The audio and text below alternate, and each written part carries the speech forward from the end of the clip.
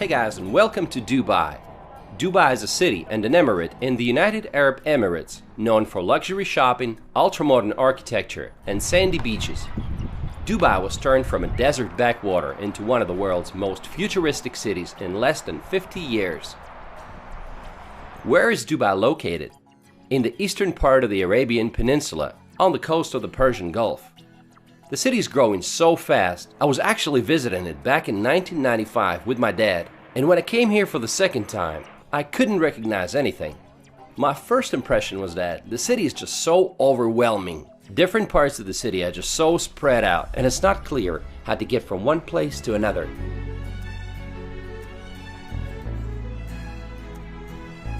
First of all, let's point out some cultural aspects. Although Dubai is the most liberal of the 7 emirates, it is still an Arab emirate, and much of its culture is influenced by Islam.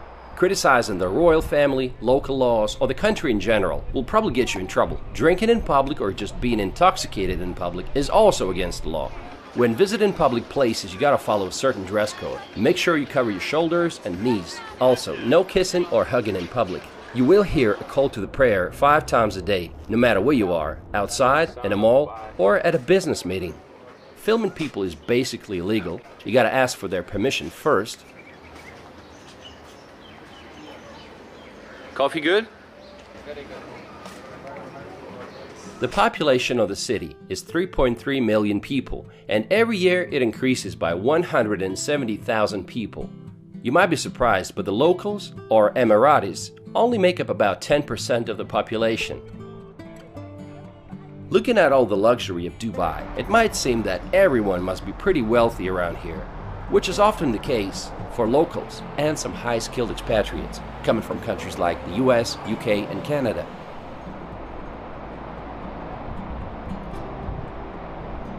But it's a completely different story for the construction workers and the taxi drivers that come from Pakistan, Bangladesh, India, Nigeria, Egypt, and other countries, who only average about $600 or $700 a month. Hello. Hi everyone. I'm Nazmul. I'm from Bangladesh. I'm in Dubai taxi. What's your name? My name is Sher Muhammad. Where do you come from? Pakistan, Peshawar. Nice to meet you. Yeah. They don't live in fancy neighborhoods. Rather, they live in communities such as this one. They can't afford to bring their families over here. And sometimes several men have to share one room. They're here to make some money and send it back to their home country. I want to mention this guy. He's from Egypt. He saw us on the subway trying to figure out how to get to a certain place, and he came to our rescue. He took us all the way to the destination and then even stopped to buy us some cold drinks, which was very nice of him. None of those people had plans to stay here longer than they needed to, because UAE citizenship is almost impossible to obtain. Even if you're born here, it doesn't change anything unless one of your parents is an Emirati. Just imagine a situation, say a young couple that comes from Egypt comes to live and work in Dubai.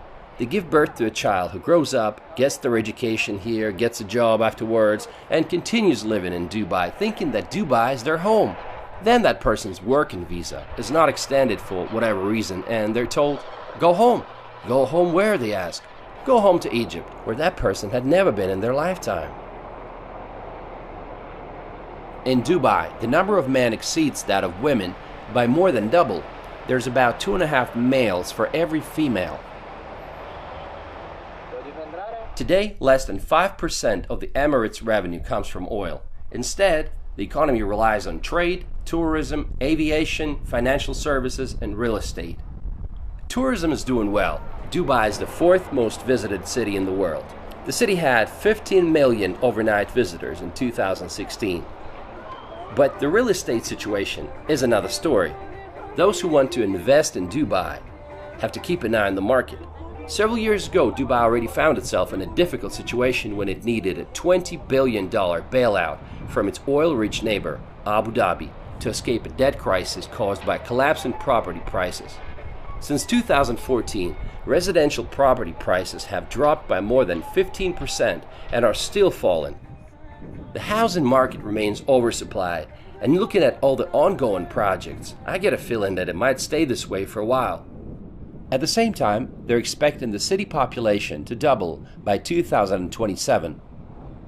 Everyone's betting on Expo 2020 to turn things around, for which Dubai is ready to spend $8 billion on infrastructure.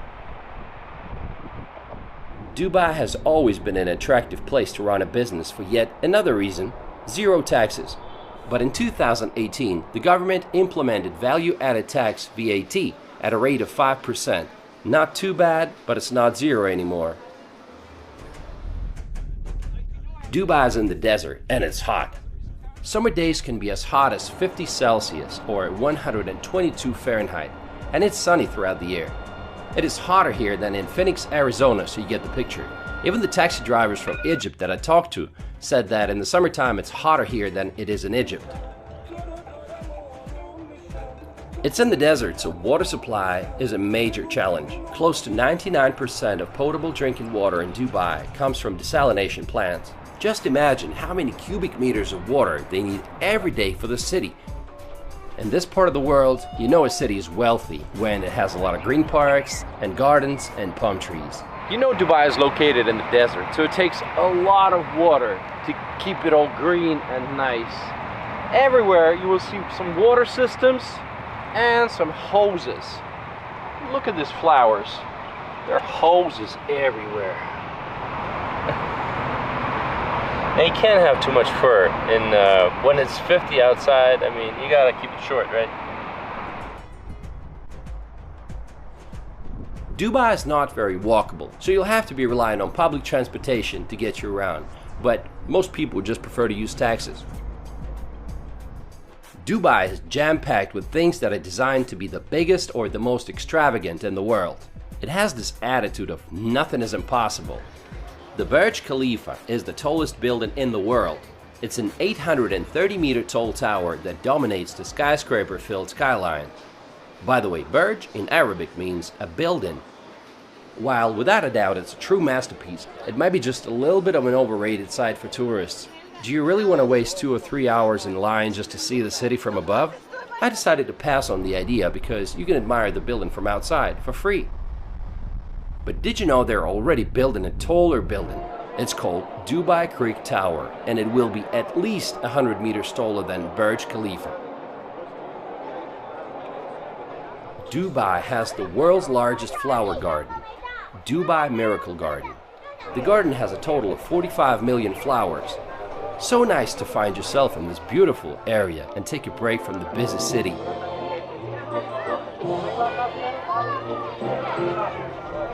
We are in the beautiful Miracle Garden in Dubai, and it seems like it's everything they've been lacking. All the greenery and all the different kinds of flowers. Dubai is basically a desert, and over here you feel like you're in Thailand, and it's just a wonderful place, and you should definitely visit that if you're in Dubai. During the summer months, the garden stays closed for obvious reasons. It's too hot. Oh, sorry about that. Man, sorry, I didn't see that, kid. Where do you find the best roads in the world? For 5 years in a row, the Emirates had been #1 when it came to quality of roads, according to Global Economy. And of course, if you have some super roads, you need some supercars, right?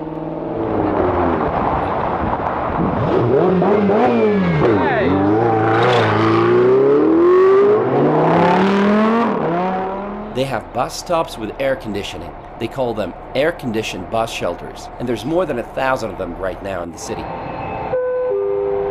Dubai has the world's longest fully automated metro system, where all trains run without drivers. Most of it above the ground. They have 2 lines, a green line and a red line. The red line goes along the main Dubai street, Sheikh Zayed Highway. There are 3 different classes of service: silver class, women and children only, and gold class. A ticket to the gold class is 2 times more expensive than usual. The best thing about it is it doesn't get crowded during rush hours. Public transportation in Dubai is pretty convenient, and the best way is to get a Note card, which is good for subway, it's good for bus. The only thing it's not good for is monorail, which you have to pay separately. Dubai is also known for one of the most ambitious engineering structures of our time: an artificial palm tree archipelago, Palm Jumeirah, which added nearly 50 miles to the coastline. We are on the famous artificial island, the Palm. And over there you see the wave breaker, which goes around the island and it protects it from strong winds and strong waves up to 4 meters high. Atlantis de Palm is a luxury hotel resort located at the apex of the Palm Jumeirah. Among other things, it has Aquaventure Water Park and the Lost Chambers Aquarium that is home to 65,000 marine animals. Hi, where you guys from? From Sweden. Hello, Russia. Welcome to Dubai. Thank you. Okay, bye-bye. Bye.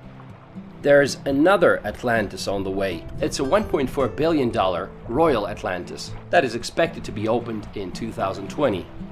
You can travel the Palm Island on monorail, which is an entertainment by itself.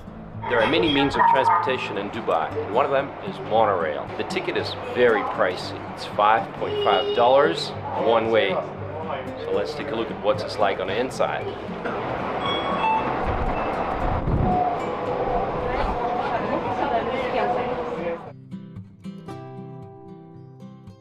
To get a good view of Palm Jumeirah, you might want to go to Marriott Harbor Hotel that has a bar on the 52nd floor with a wonderful view. Did Palm Jumeirah turn out as successful as they planned it to be? Well, not really. Instead of an exclusive private enclave, you got a generic copy of American suburbia. The houses are standing side by side at 3 times the original planned density. In fact, they were planning a larger series of developments called the Palm Islands, which were going to be many times larger than Palm Jumeirah. And also the world, a series of islands representing the world, like every single continent. But all these projects had to be suspended since Dubai property market crashed in 2009. I'm sure you have seen this hotel before. It's called the Burj Al Arab. This hotel claims to be the only 7-star hotel in the world. It is frequently recognized as the world's most luxurious hotel.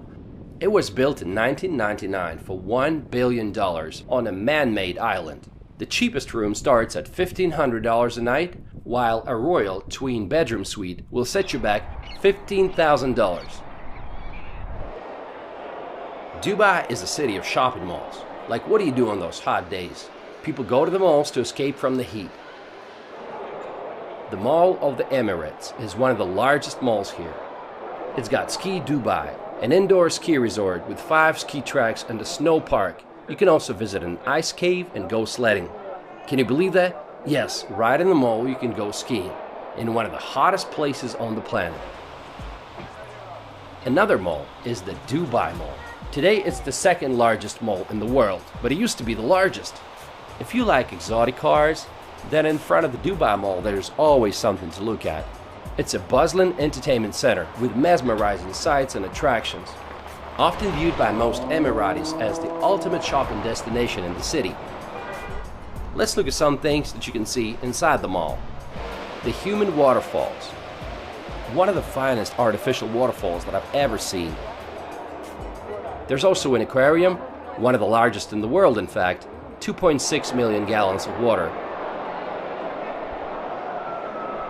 Outside they have a fountain show, which always gets crowds and crowds of people. You can actually take a boat ride or go walking around the periphery of the lake and view all the shops and the restaurants. These lovely people from India that were traveling with me in that boat wanted me to film them and their baby, so their wish is granted. There are 65 malls altogether in the city, and each one of them is trying to be unique in some way. Take a look at this one. It's called Wafi Mall, and it's styled after ancient Egypt. Honestly, I'm not a big fan of shopping, and I easily get tired of huge malls. What can you do outside of the city? Dune bashing.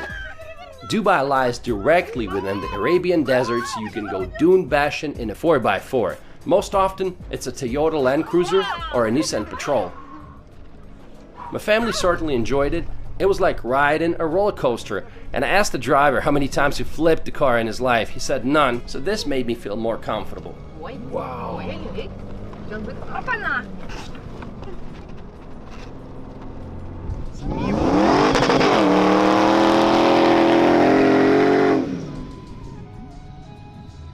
Hey Okay guys, so we are in the desert and you can do crazy things like that. They give you a professional driver and it takes you along the desert. Okay, the ride's very bumpy, but if you like stuff like roller coasters, you're gonna enjoy it.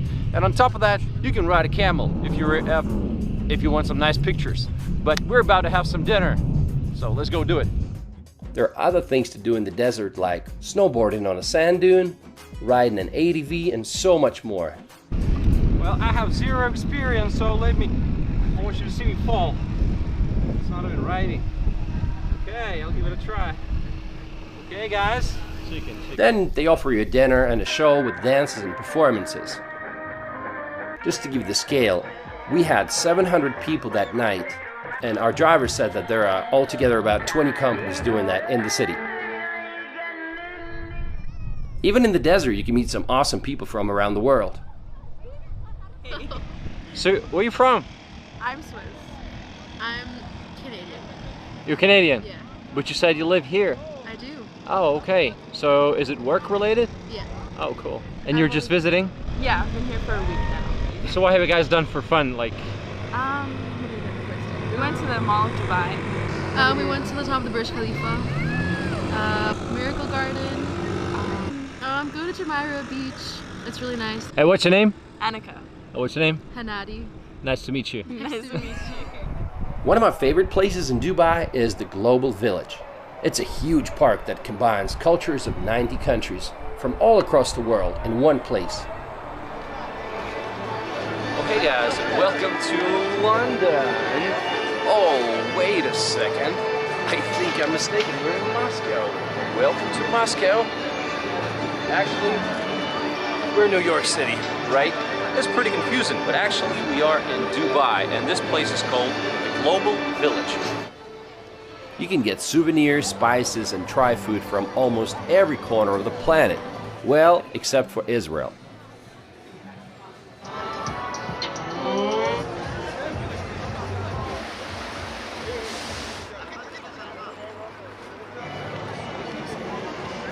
They got temples of Thailand, Forbidden City of Beijing, the Eiffel Tower, and so much more. And they also have different shows during the night. Like they have this monster stunt show 3 times a night with cars and motorbikes, and you can enjoy some incredible performances, fight scenes, drifting, stunt bikers, and they even had a tank. Those who love amusement parks are really going to enjoy Dubai because it has a cluster of theme parks and water parks like Legoland, Bollywood, and Motion Gate, and others. Let's take a look at some different parts of the city. Deira is Dubai's old financial district. It sits on the east bank of Dubai Creek. At one point, it played a vital role in the economic development of the city. Today, Deira is a bustling commercial residential district with some old markets, including some specializing in spices and gold. The most recognized landmark is Deira's Clock Tower. Then you have downtown Dubai with Burj Khalifa and endless skyscrapers. Sheikh Zayed Highway is the longest street in Dubai. It gives the full feeling that you are in the city of the future. On both sides of the road there are numerous skyscrapers that seem to compete in height and originality. Look at this structure looming over the city's financial district. It's called the Museum of the Future. It will be open just before the World Expo starts in October 2020. One of the newest areas in the city is Dubai Marina. It's a modern, expensive residential neighborhood that has one of the largest concentrations of Westerners living in the city. It's just a walking distance away from the beach at JBR, which stands for Jumeirah Beach Residence. There's plenty of things to do here, from jet skiing to skydiving. A new addition to this district is Blue Waters Island that opened in 2018. It's an artificial island that will feature a 210-meter tall giant Ferris wheel called Dubai Eye. Of course, it's going to be the largest in the world. What else did you expect? Dubai has a number of beaches to choose from. Let's take a look at some of them. Kite Beach. It is Dubai's sportiest beach, a favorite with many kite surfers. People come here to jog or play beach volleyball. There's also a skate park, an outdoor gym, and plenty of other things to do.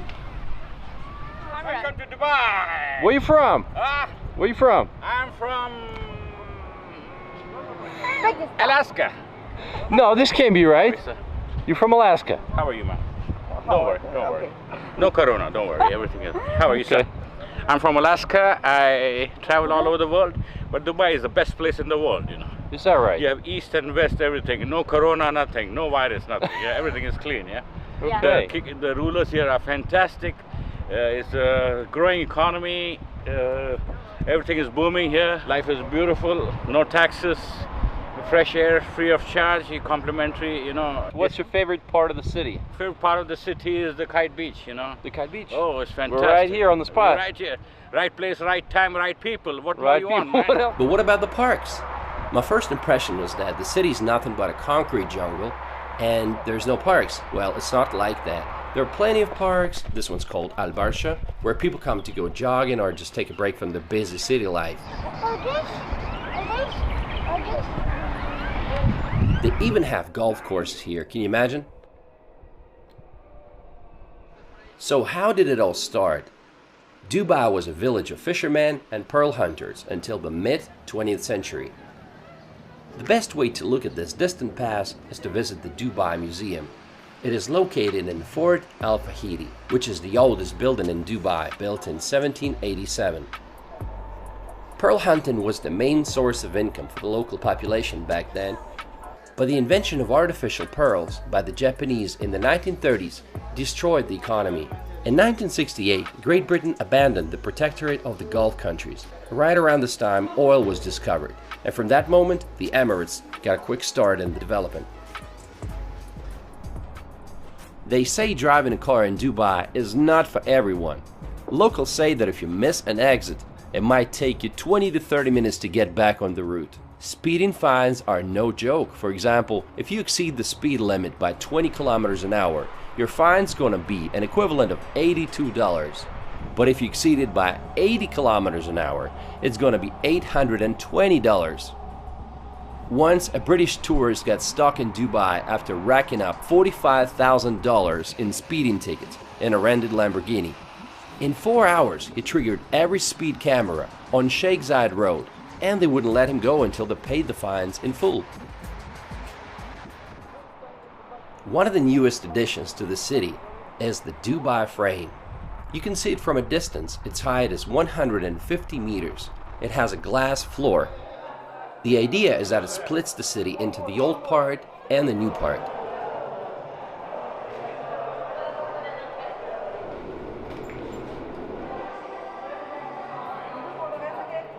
What's it like for the locals to live here?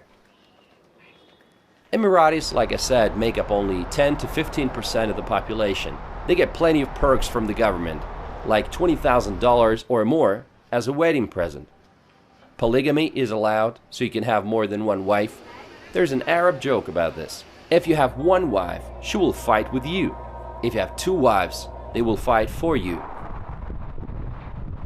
Recently, they introduced mandatory military service, so now Emirati men who have finished secondary school and aged between 18 and 30 will have to serve a year and 4 months. Did you know they have a Ministry of Happiness here? Sheikh Mohammed, who is Vice President and Prime Minister of the country and ruler of the Emirate of Dubai, said that he is not going to tolerate poor government services, and he declared that he would remove staff and officials who are not performing well. He's also known to visit government departments when they least expect him. One time he was visiting Dubai municipality, and he was surprised to find directors and senior officials not present at their workplace during his visit. They say Dubai has a development plan until the year 2070. That's impressive, but is it a comfortable city for foreigners? While salaries are competitive, they say that one of the biggest challenges here is to build a circle of friends. People come and go all the time, and to make friends with the locals is not that simple. Some people say that Dubai doesn't make them feel like they belong there. Some people told me that in Singapore, after work, you go drinking beer with the locals. But in Dubai, it's just not happening. There's internet censorship, and voice calls on Skype and WhatsApp are restricted. Be careful what you post on social media. There's been cases when foreigners got in trouble after posting something negative about Dubai on Instagram or Twitter. What about women's rights? While I'm not a big expert, but how do you explain numerous attempts of members of the royal family to flee the country? Just read about Princess Latifah, who tried to flee but got caught, and she hasn't been seen since March 2018. On the bright side, there's definitely been some progress. Dubai has recently loosened its liquor laws to allow tourists to purchase alcohol in state-controlled stores.